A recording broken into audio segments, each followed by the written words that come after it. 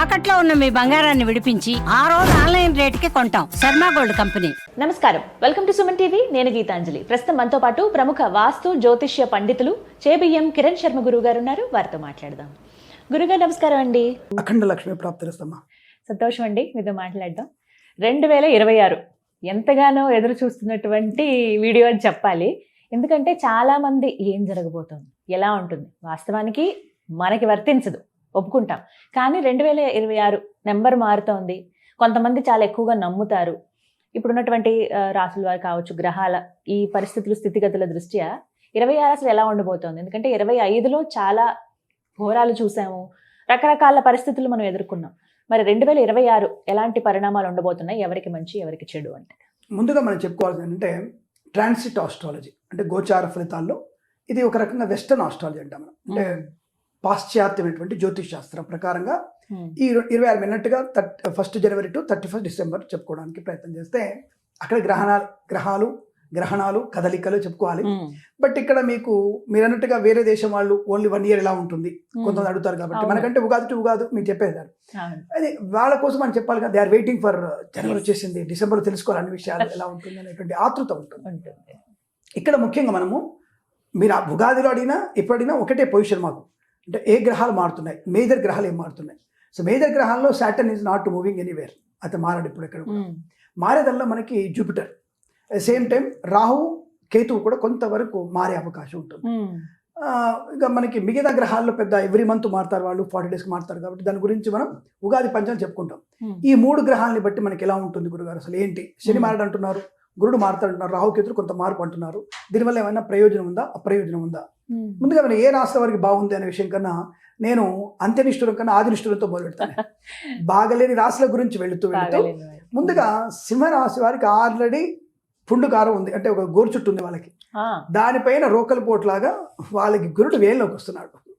సింహరాశి వారు జాగ్రత్తగా ఉండక తప్పదు. ఫస్ట్ ఆఫ్ ఆల్ ఇది గుర్తుపెట్టుకోవాలి. అందరూ అనుకుంటారు, అబ్బా సింహరాశి అంటే కిరణ్ శర్మ కోపం అనుకుంటా, ఇలా చెప్పాడు అనుకుంటారు. ఎందుకు అంటే వాళ్ళకి శని అష్టమంలో ఉన్నాడు, గురుడు వేళ్ళకి వస్తాడు. డబ్బు వస్తుంది వీళ్ళకి, ప్లస్ పాయింట్ ఒకటి, డబ్బు విపరీతంగా వస్తుంది. ఎందుకు వస్తుంది? గురుడు ఎగ్జాక్ట్ పొజిషన్ కాబట్టి డబ్బులు బాగా వస్తాయి. కానీ ₹1 మిగిల్చుకోలేరు వాళ్ళు. ఇక్కడ పరిహారం ఉండదు. మనం పరిహారం ఏంటంటే, నేను సింహరాశి వాళ్ళని ఇల్లు కానీ పొలము కానీ స్థలం కానీ కొనేసేయండి. ఖర్చు అవుతుంది ఎలాగూ, ఆ ఖర్చు కాస్త ఈఎంఐలో ఇటు డైవర్ట్ చేసుకోండి, ఉపయోగపడే ఖర్చు చేయమంటారు. అంటే సద్వినియోగం. దాని కారకుడు గురుడే. గురుడు ఉచ్చస్థితిలో ఉన్నాడు కాబట్టి ఖర్చును కలిగిస్తాడు. ఇటువంటి ధనాన్ని ఇస్తూ ఇటు శుభమైనటువంటి మార్పులు చేసుకుంటే మీకు లాభం.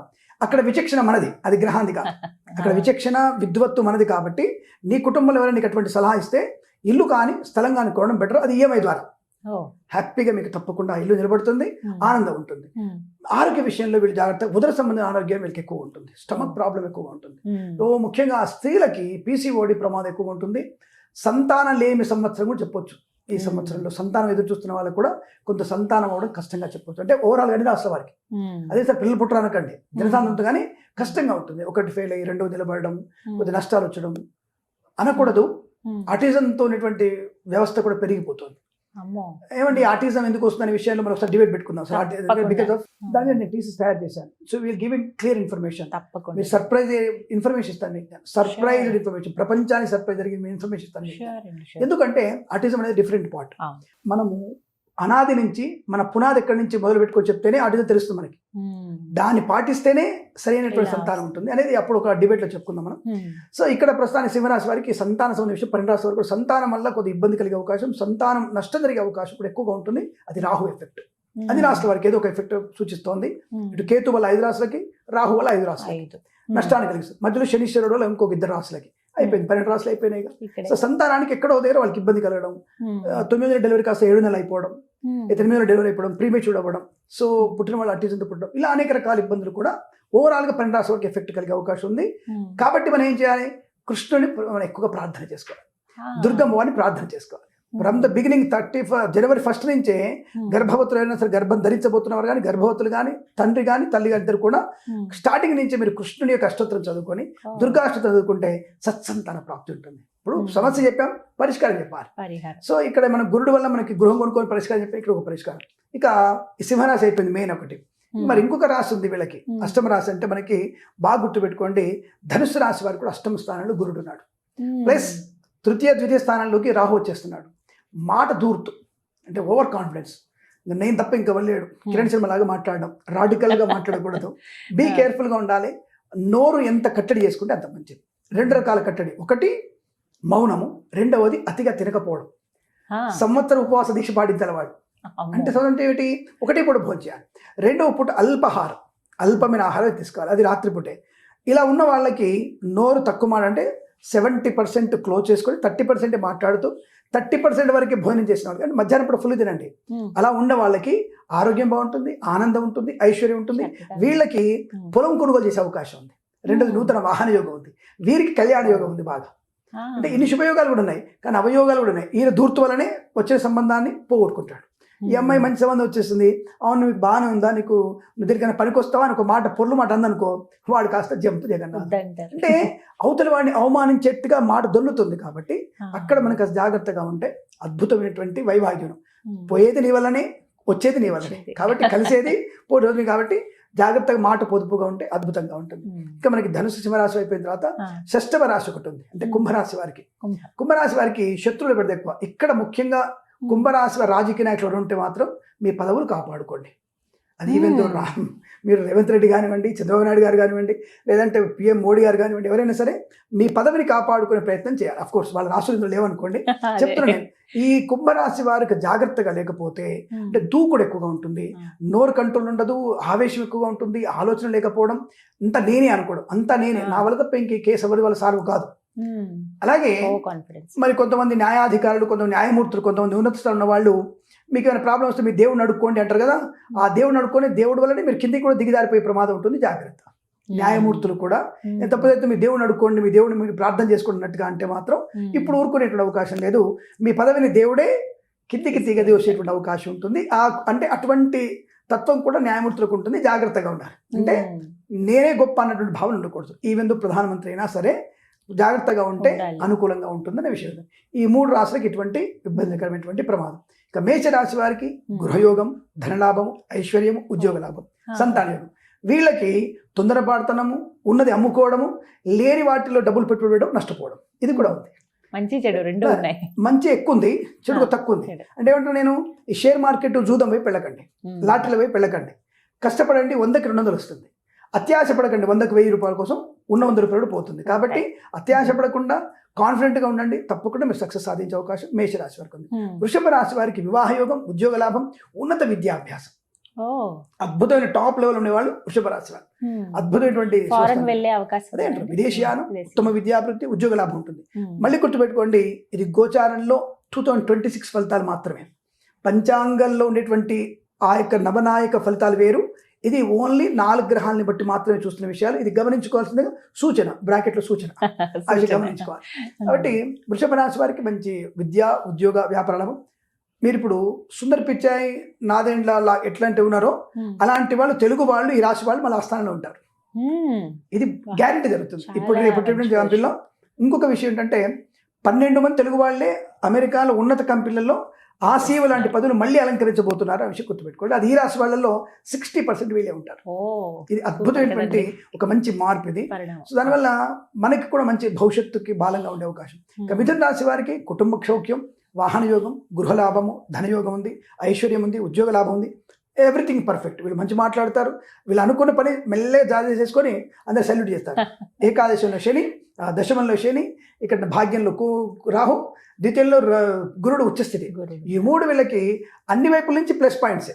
ఆవాహనం, రోగనాశనం, రుణ విమోచనం, సంతాన యోగం, వాహన యోగం, విద్యాలాభం, ఉద్యోగ లాభం, 10 మందిలో గౌరవాన్ని పొందుకునే అవకాశం ఉంటుంది. మరి వీళ్ళకి మైనస్ లేదంటే, మైనస్ ఎందుకు లేదు, ఉంది మైనస్ వీళ్ళకి కూడా. ఏ మైనస్ అంటే అనవసరంగా తప్పుడు సంతకాలు పెట్టేసి డబ్బులు రిజిస్ట్రేషన్ చేసుకుంటారు, జాగ్రత్త. రెండవది పూచికత్తుగా సంతకాలు పెడతారు, అంటే సెక్యూరిటీ సిగ్నేచర్స్, అది మీకు ప్రాబ్లం కలిగే అవకాశం. Be careful. అది మీరు జాగ్రత్తగా ఉండే ప్రయత్నాన్ని ఈ రాశి వారు తప్పకుండా చేయాలి. కర్కాటక రాశి వారికి జన్మస్థ గురుడు, అంటే జన్మంలో ఉంటాడు గురుడు, కాబట్టి ఆ గురుడు తత్వం వల్ల ఏప్రిల్ వరకు చాలా బాగుంది. ఏప్రిల్ నుంచి కొద్దిగా అనారోగ్య సూచన ఎక్కువగా ఉంటుంది. అంటే లిటిల్ బిట్ ఆఫ్ అనారోగ్యం. 2 నెలలు బాగుంటుంది, నెల రోజులు బాగుంటుంది, 2 నెలలు బాగుంటుంది, 2 నెలలు బాగుంటుంది. కాబట్టి కొంతమందికి అంటే జన్మజాతకం చూపించుకుంటే స్టంట్ పడే అవకాశం వీళ్ళకి పాపం. ఎందుకంటే హృదయ సంబంధమైన అనారోగ్యం కూడా వీరికి ఎక్కువ కనపడుతుంది. కాబట్టి కొద్దిగా జన్మజాతకాన్ని కంపేర్ చేసుకునే ప్రయత్నం చేయాలి. ఇవి గోచార ఫలితాలు ఓన్లీ ఇంగ్లీష్ క్యాలెండర్ ప్రకారంగా మాత్రమే. ఆ విషయాన్ని గమనించుకోండి. సూచన ఇది. ఇంకా పదే చెప్తాను, ఎందుకంటే మన వాళ్ళు కామెంట్ చేస్తారు, పంచాంగ శ్రవణం ఉంటావు, నువ్వు ఇలా చెప్తావు అని కామెంట్ చేసే వాళ్ళు ఉంటారు. కాబట్టి వాళ్ళే బుజ్జగించాలి కదా, అందరికీ సమాధానం చెప్పాలి నేను. కాబట్టి కర్కాటక రాశి వారికి ఇటువంటి విషయాలు జాగ్రత్తగా ఉంటే అనుకూలంగా ఉంటుంది. మంచి ధనం ఉంది, విద్యాలాభం ఉంది, ఉద్యోగ లాభం ఉంది, సంతాన యోగం ఉంది, ఐశ్వర్యం ఉంది, రావాల్సిన బాకీలు కూడా ఉన్నాయి. కానీ సంతకాలు పెట్టే విషయంలో వీళ్ళు కూడా ముందుకుంటారు. కాబట్టి అనారోగ్య సూచన కూడా ఉంది. కాబట్టి జాగ్రత్తగా ఉండే ప్రయత్నం. రెండవది మైనస్ వీళ్ళకి ఏంటంటే తప్పుడు వ్యక్తులతో సంబంధాలు పెట్టుకోవడం. కర్కాటక రాశి వారికి అంటే మద్యపానం చేసిన వాళ్ళని మీరు కనుక వాళ్ళ బండి ఎక్కినా, ఆ బండిలో వెళ్తున్నా ప్రమాదంలో పడి ప్రాణాలు కొట్టుకుని వీళ్ళే. ఈ విషయాన్ని గమనించుకునే ప్రయత్నం చేస్తూ ఎలా చెక్ చేయాలి? నువ్వు ఒక బుక్ చేసుకున్న ఒక కారు కానీ బస్సు కానీ యూ హ్యావ్ టు అడుగు వాడిని, మందు కొట్టావా? కొడితే వాడిని పంపించేసి. కారు బుక్ చేసుకున్నావు, వాడు మందు కొట్టే అడుగు. నువ్వు పోలీసుడు వచ్చేసేందుకు బ్రీత్ ఎనర్జీ చేయాలి? You just breath energy himself. నువ్వు సెల్ఫ్ చేసుకో దానికి. అది నీకు ప్రమాదాన్ని కలిగి ఉంటుంది. ఆ వ్యక్తి ఎవరు, ఎలా ఉంటాడు, ఆన్లైన్ అని తెలుసుకోవాలి మనం. తెలుసుకున్న తర్వాత ముందుకెళ్ళాలి. లేదంటే అనేక మంది వ్యక్తులు మంచి వాళ్ళకి లేరు. అంటే కాళ్ళు చేతులు, అమ్మాయిలను కాళ్ళు చేతులు విరగొట్టి ఫ్రిడ్జ్లో పెట్టే వాళ్ళు ఎక్కువ ఉన్నారు. కాబట్టి అటువంటి విషయాల్లో జాగ్రత్తగా అటువంటి వాళ్ళని నమ్మకుండానే జాగ్రత్త పడే ప్రయత్నాన్ని తప్పకుండా చేయాలి. కర్కాటక రాశి వారికి అదొక ఇబ్బంది కూడా ఉంది. కాబట్టి జాగ్రత్తగా మోసపోయే అవకాశం ఉంది. జాగ్రత్త. అనవసరమైనటువంటి వ్యక్తులతో, అంటే ఆడపిల్ల మీరు ఉన్నారు కాబట్టి చెప్పట్లేదు కానీ జుగుప్సాకరమైన వీడియో ఫోటోలు షేర్ చేసుకోవడం అలవాటు అయిపోయింది. ఇప్పుడు చాలా అలవాటు అయిపోయింది. ప్రతి ఒక్కళ్ళు చాలా దారుణంగా కెమెరాలు పెట్టేసి మనల్ని ఫోన్లో రికార్డ్ చేస్తూ మనల్ని, మన కుటుంబాలని అవమానాలు చేస్తూ ఇబ్బంది పెట్టిన వాళ్ళు ఎక్కువ ఉన్నారు. ఆ విషయం గమనించుకోండి.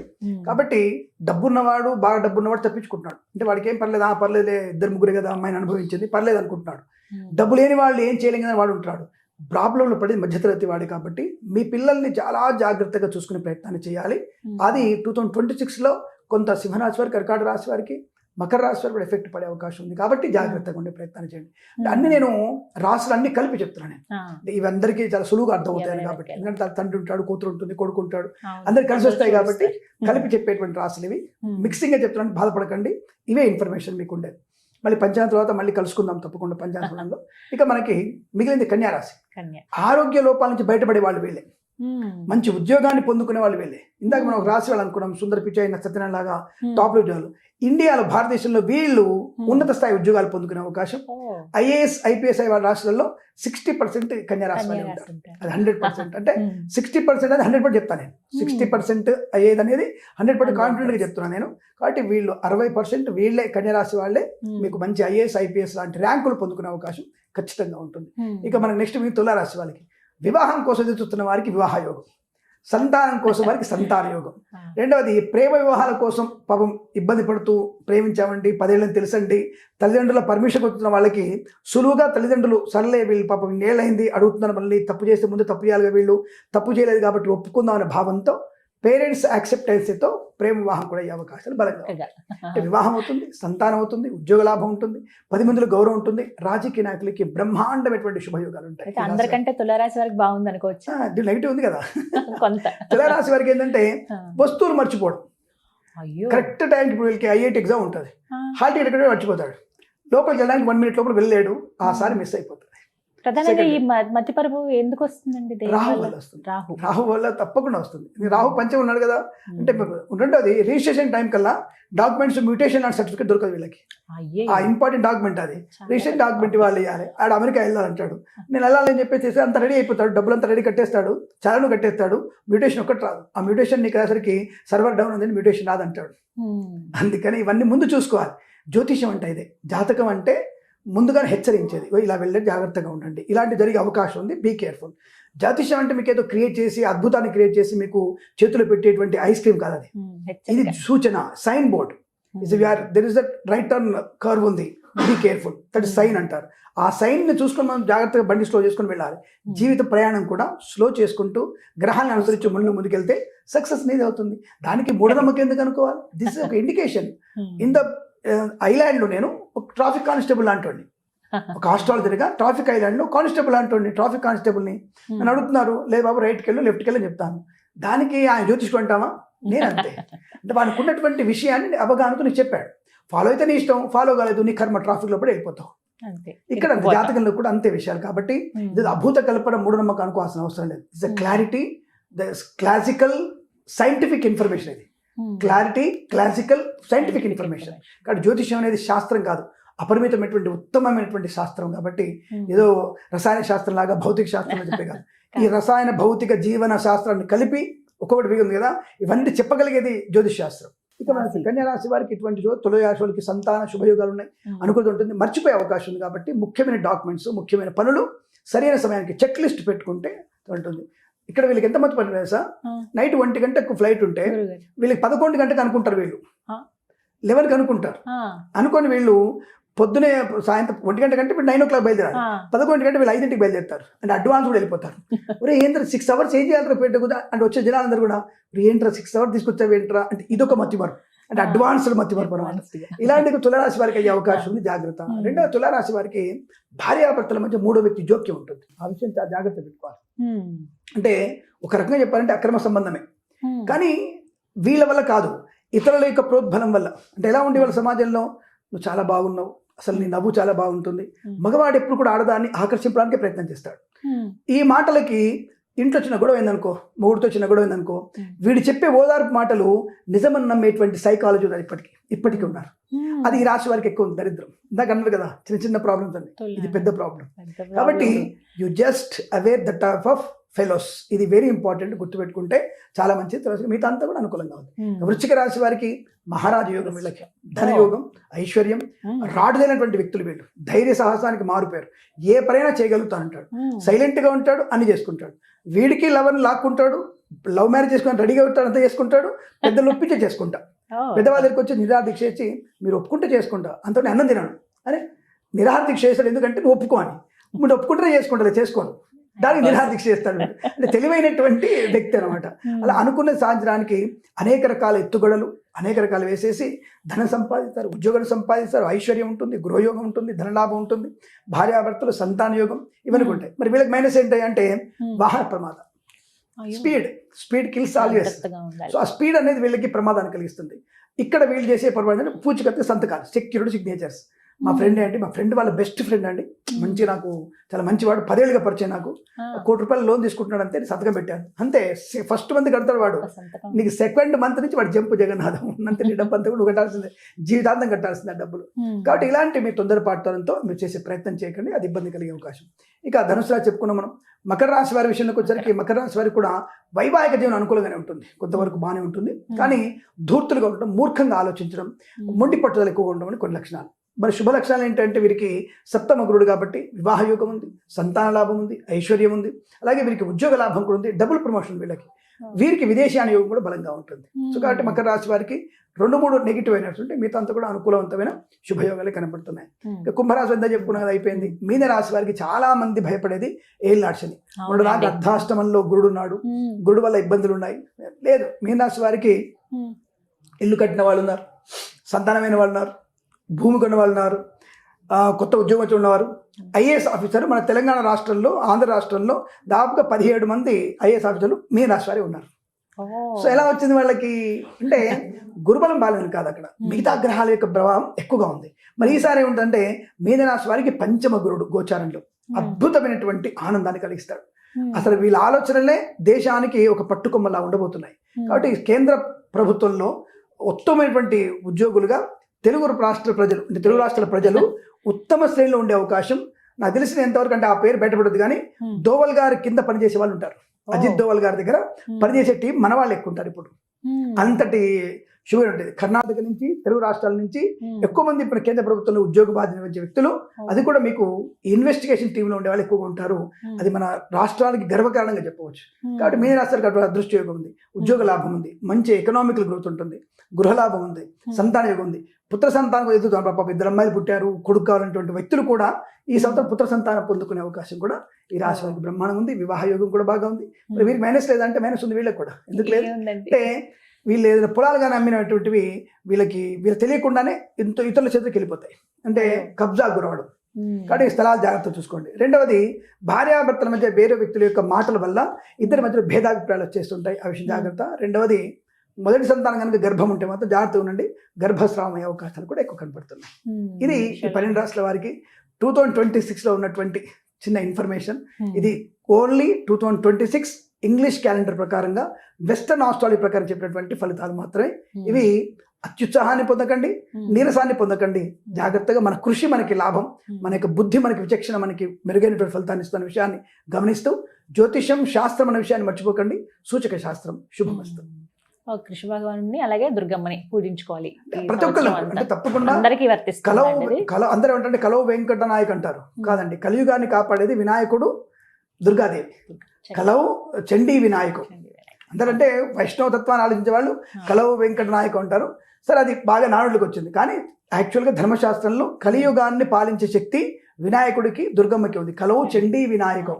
కాబట్టి తప్పకుండా దుర్గమ్మ వారిని, వినాయకుడిని, అలాగే మీరు రాహుగ్రహ స్తోత్రాన్ని, అలాగే మీరు కేతుగ్రహ స్తోత్రాన్ని చదువుకున్న వాళ్ళకి దుర్గమ్మను పూజించి కృష్ణుని పూజిస్తే చాలా మంచి విశేషమైనటువంటి ప్రయోజనాన్ని పొందుకోవచ్చు. 2026లో అంటే దేశం పరంగా కావచ్చు, అంతర్జాతీయ ఏమైనా పరిణామాలు చోటు చేసుకునే అవకాశం ఉందా? ఎందుకంటే 2025 చూసాం కదండి, ఎన్ని యుద్ధాలు, ఎన్ని దుర్మరణాలు, చాలా అనర్థాలే మనం చూసాం. అలాంటి పరిస్థితులకి ముగింపు ఉంటుందా ఈ డిసెంబర్ 31తో?